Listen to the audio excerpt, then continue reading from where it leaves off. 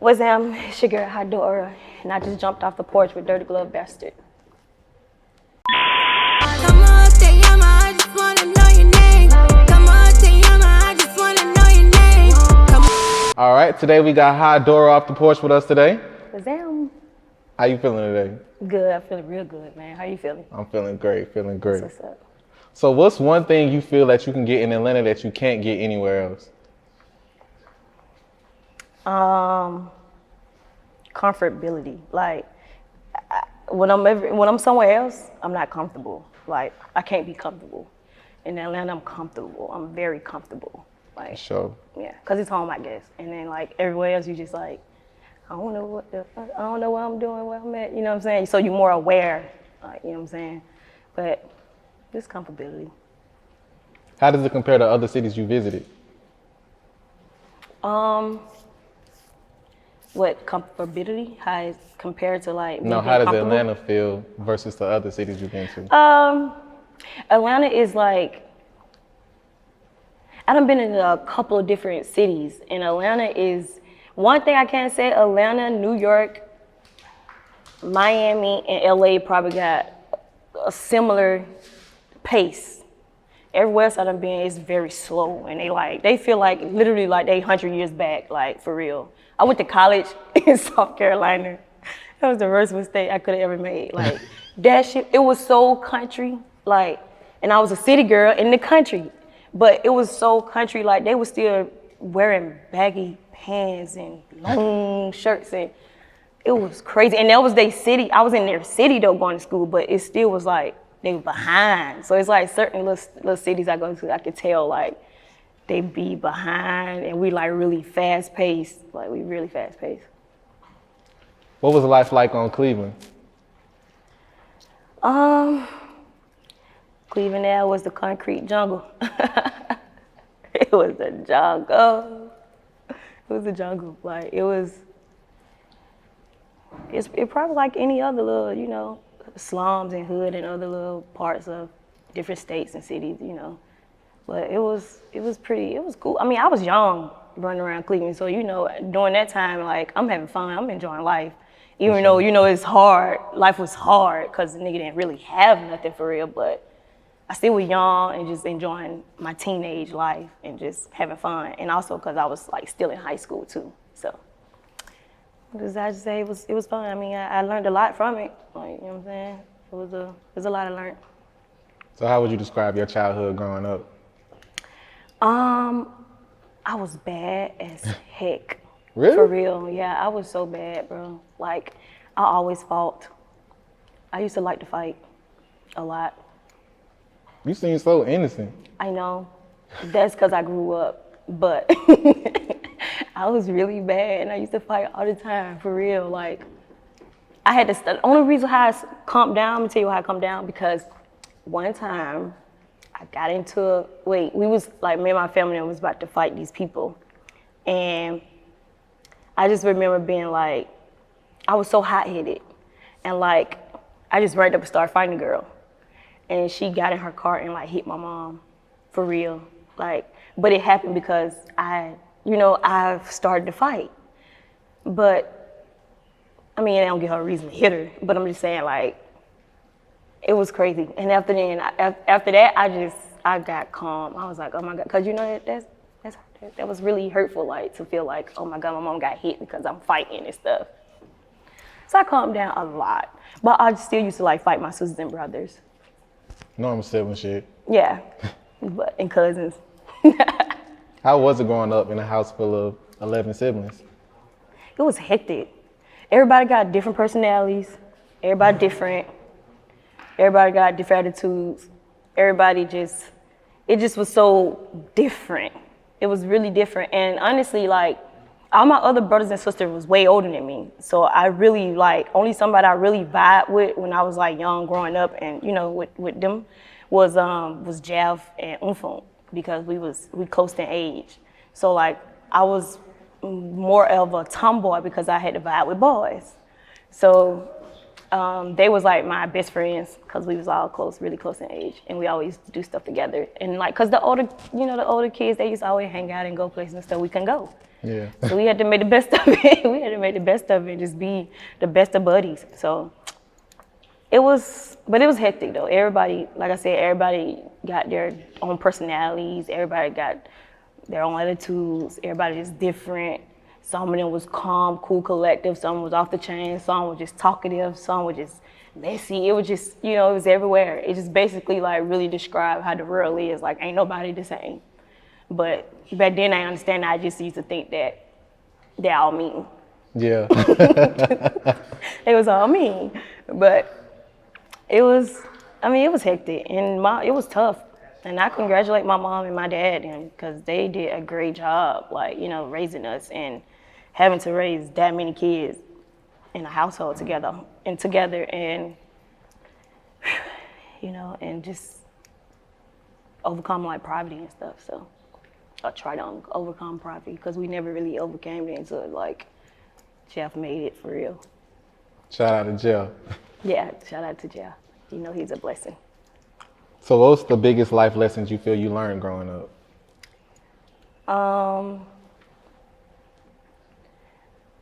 My biggest life lesson is to care and to give. To care and to give.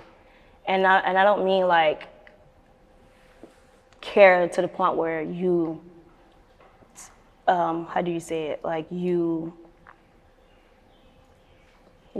like if someone going through something and you feel like you're going through it for them, or like you got to take on what they're going through, not that way of care. Care though, but not like allow others' situations be your situation, and then and give, because the more you give, the more you get. And we was never like selfish or nothing. We had to share with each other because we were all we really had. And at the end of the day, like, that's just how my mom raised us, to share. And like now look how far we got, even if we didn't have $0, or if we had $5 and somebody needed it, we would give it. So I just feel like caring and sharing. It's really. How was it for you to watch your brother grow to become this superstar? It's pros and cons, Every day you gotta be motivated. Like, when he ain't motivated, you gotta help him be motivated. And then when he do his little things on the side, like to make some money, and then he might go gamble because he had like a really bad gambling problem. And we all know Jeff loved lean, so he loved his lean. So he would get his money, and he probably would gamble or go buy him some lean or whatever, suited him. And we would kind of be like more of like, I guess you would say like how a manager would be for you as an artist. They should like kind of care a lot about the artist. So I would be like that, not just me, but like my other brothers and sisters too. But I kind of was like, probably like the really harder one on him. Because I knew his potential, Even if he probably knew his potential, but, everybody have doubts sometimes. It's normal. And I feel like there was time where I can see that he probably had, like, doubts, And I would be, like, super encouraging at the time. Like, even when one time he was, like, working with this management company, and it didn't work out, whatever. And he felt like that basically made him have to go back in the streets. And I'm like, no, so I went and got a job, literally. I went and got a job. I working at Zaxby's in Ponce de Leon. I went and got a job, and every time I got a paycheck, I gave it to him to go to the studio and work and just get out the streets. And I seen that was a really big help, a booster for his career, you know what I mean? Because he needed that support, and not just him, like people need support, and it's really hard trying to, be a artist and also like keep a level head to like make sure you're doing everything correct, or make sure you're doing things, you know what I'm saying? Like feel like an artist. That sometimes can be draining, so I think we was we all was really pretty big though with supporting him. I was everywhere with him. In the clubs, hood clubs, whatever he had show, I was there. We was there. Me and Dolly was there. Most of my sisters, they would like only just, sister and brother, they would just probably come to like the Atlanta shows. But everything else, like South Georgia, North Carolina, South Carolina, we was everywhere. We was little, rolling. At what moment did you know he had made it?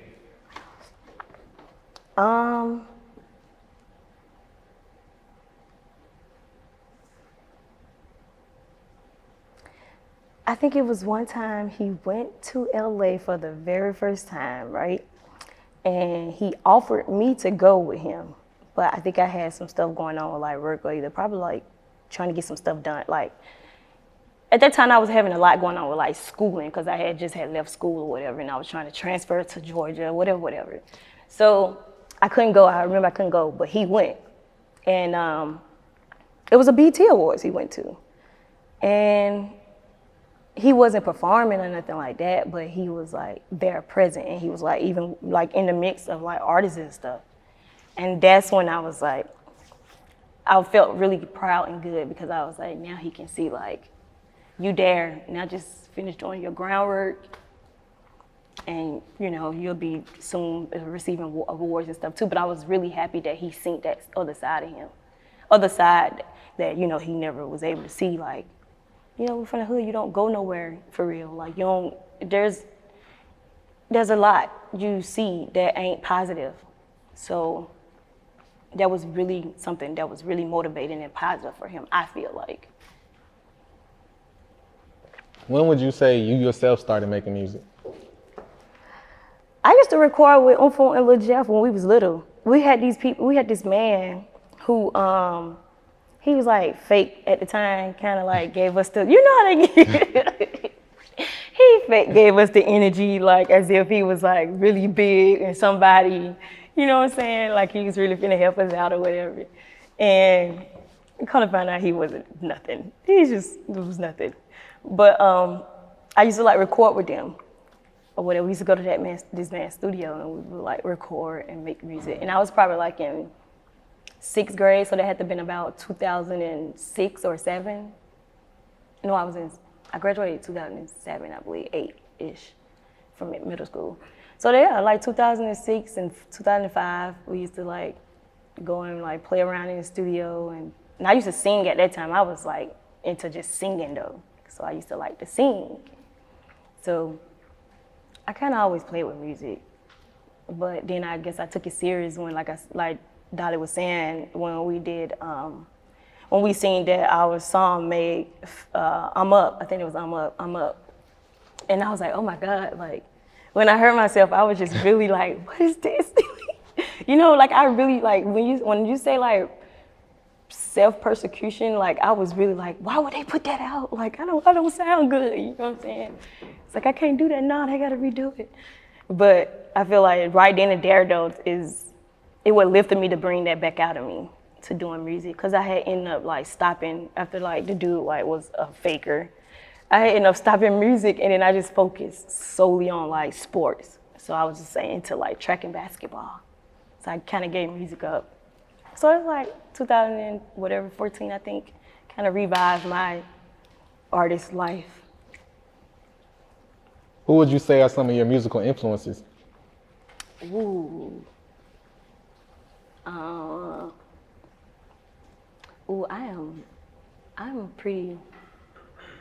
have a pretty open mind. I like a lot of artists, for real. So like, older artists, I would say like Whitney Houston, Luther Vandross. I like Prince music too. Aretha Franklin.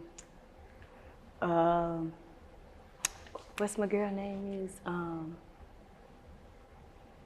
Toni Braxton. What's her name? She sounds like Toni Braxton. Toni Braxton sounds like I can. Anita Baker. Anita Baker. Oh my God, I like her too. Sade. Guys. Some more guys. Michael. I like Michael too.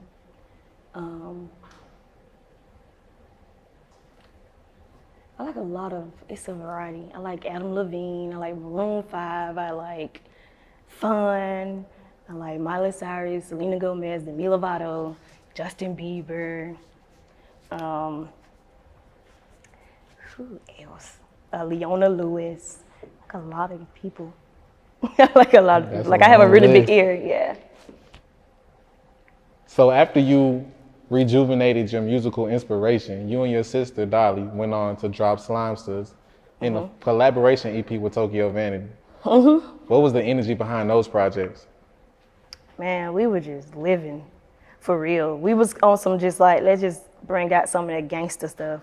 It was about that. It was just about that energy in that room, in the room them nights was mainly about like some talk all trash stuff, gangster stuff, and just have fun. So it was like really good. It was some really good energy during them projects.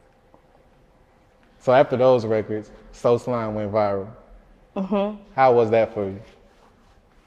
I didn't even think no other of it, to be honest with you. I didn't think none of it. Our video guy, me and Dolly video guy, he actually had like shot the video that same night we had did the song. Remind you, I was probably like 4-5 months pregnant. Yeah, that's why I was laying down, because I was like, get my stuff in. I ain't got time. Don't put the big jacket on and stuff. I got a Wild and Out hoodie on. Just looking funny. I got high shoes on. Like, if y'all look at the video, for real, I was like real ratchet. I was not, I'm not trying to shoot no video right now. But they wanted to do it, so I just did it. But we just did, to be honest with you, we just did something. We weren't thinking none of it. We were just all in the studio, vibing, having fun, lit, turned up. And somebody, I don't know who played the record. Somebody played the beat or whatever, and it was just so hard. And I was like, oh, I'm getting on there. And then next thing you know, everybody was like, hey, we going next, I'm going next. So that's how that turned out. But I don't think none of us really knew it was gonna be like that big for real. Cause like I said, it was just something at the spare moment. We just did. But those really be always the hit though, for real. Like when you just do stuff for real. So. Now we here on Slime Language 2.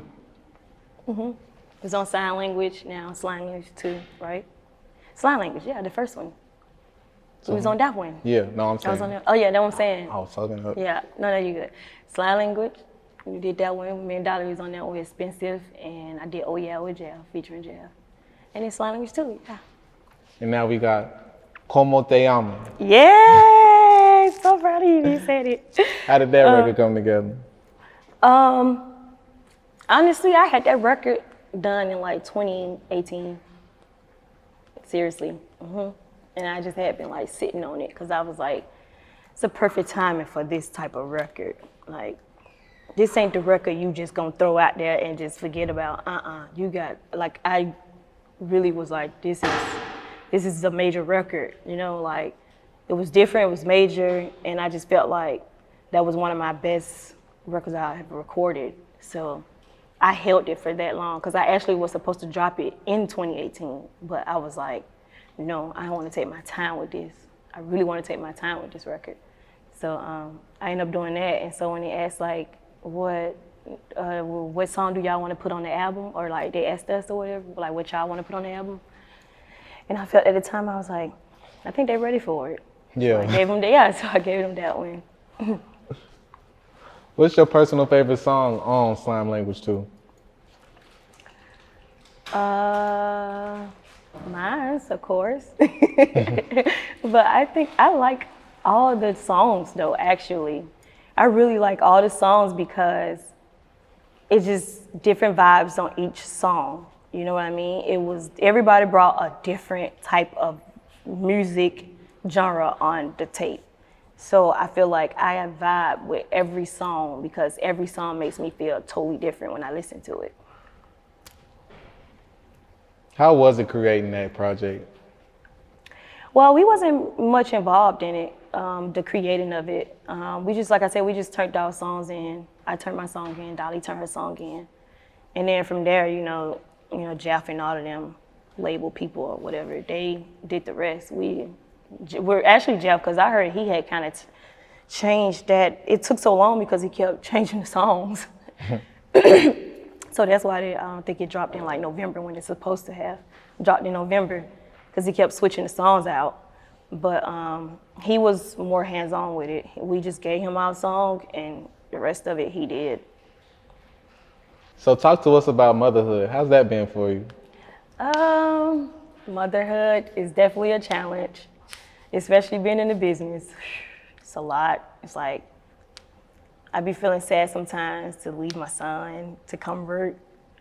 But then I'm like, I know I gotta do this because I had a kid. I gotta make sure my kid is okay. I gotta take care of my child. So it's like, he'll understand. You know, it's like, you know, it's like, I be saying to myself, like, then when we go on tours and we go to tours in like the States, he'll be on the tour bus, on my tour bus. You know what I mean? Like, I just be saying all kind of stuff. Like, I be telling my mother-in-law, my mom, and I'm like, yeah, I'm gonna have to come on tour because he gonna be on tour with me. Like, it's a must my son be with me on tour, at least when I'm touring the United States, because we'll be on a tour bus. So I was like, he'll be with me. So for right now, all this little stuff that I gotta do, it ain't nothing. I'm sure he's proud. He's such a little happy baby, so he understands. How excited was your family for you that they had a new addition to such a big family? Oh God, they've been waiting. They've been waiting. It's like they've been wanting me to have a child since I was probably 15, 16, if you ask me. But you know, I was a little slow and hesitant when it came to that. I just kind of, you gotta make sure it's right. You know, I just kind of wanted it to be at least a little bit right. You know, not the perfect, but I just took my time with it because you can always kind of have a kid anytime. It's not really about that. It's kind of more when you like in a mental state, a better mental state, physical state. Like, you kind of got to be together, you know what I'm saying, for a kid. So they was very excited. They couldn't believe it at first. Everybody was like, at first it took me almost to like 9 months to get really big. 8 by 8 months, because I was so small. Like, it didn't even look like I was pregnant. So they didn't believe it. Oh, it was so fun. They was like, that boy is little, Dory. They gonna be too little. You need to eat. Like, they didn't believe it. So then when my stomach started like blossoming, they was like, oh yeah, that's a baby. Yeah. So the first thing I did when I had the baby, soon I pushed him out. I FaceTimed everybody so they could see him like literally coming out. What? Yeah, it was so funny. I literally like FaceTimed him, like, look, there you go. So you had a FaceTime birth. Yeah, I had a FaceTime birth. So your family watched you via FaceTime in labor. Yeah, that's crazy. They watched me doing it. Yeah, they watched me having a birth on FaceTime because of COVID, so nobody could be there but my husband. So everybody else was on FaceTime. He had like both of my phone and his phone like this, like, look, y'all see it? Look. 3 phones trying to work it, but they seen it. They got a chance to see it, and then after, they wrap them up and clean them and stuff, and I took pictures and then they took them so I can get some rest. But it was so funny because I was just like, here he is. They like, this girl really FaceTime having his baby. Yeah, but it was fun. It was a great experience. I would wish that every woman can have if they want to. That's solid. Talk to us about your clothing line, HiDoraah. Well, HiDoraah is my website. I dropped a couple pieces on my website. I kind of made some pieces with the biggest family portrait. Had the HiDoraah logo pieces. Then I have like slide on your tube, bucket hats or whatever. And then from there, I'm branding a little more bigger. So I'm kind of like, I'm in the process of, analyzing that the proper way for it to turn into a clothing line. But for right now, it just merch, but it's on my website. I got a website. So what else are you working on? I'm actually shooting a video for Te Llama pretty soon, hopefully, pretty soon. So I have a video for that I'm gonna drop. And then after that, I decided to kind of postpone just trying to drop a project because I feel like right now everybody kind of want to drop their project and stuff, and I'm really big on like not stepping on nobody's toes or nothing like that, or like having too much music out, because sometimes it can be too much music. So I'm just into right now maybe just dropping a couple of singles before I drop a project. So that's what I'm doing now. Like, I have a single that I have to go and finish up tonight that I'm planning to drop next, and hopefully that'll probably come out like within the next week or two. So I'm just into just like, you know, single life. Slash that, because I'm not single in real life. Any last words and shout outs? I'll just say shout out to everybody that's supporting us, fans, family, people that's helping us, like Amina and Jen, and you know, shout out to like everybody on YSL label, and shout out to everybody that on the album, because we know how hard it is and how hard we work for that. So, and then just shout out also to Jeff for just, you know, treating us like a normal civilian, not like sisters, brothers. Like, we gotta work for it. So I think that's really grounding. It makes me really strong and like, know like, all right, I can't get it. Ain't no handout. I gotta go get it. So like, just shout out to him though for at least like believing in us, because sometimes, you know, it's really hard for girl artists to become big. They kind of look at us like whatever, but they're just in a real anyway though when it come down to women. So yeah, just shout out to him for even allowing our songs to be on the album, actually allowing us to be on the album, and just also just believing in us and supporting us as much as you can, and everybody who's supporting us as much as they can, and fans who now learning about us. Shout out to y'all. Shout out to y'all doing y'all TikTok dancing and videos, Instagram videos and stuff. Like, I be seeing it and I try to repost to everybody. Yep, so shout out to everybody. Thank y'all. Shout out to Dora. Shout out to Lil Dora.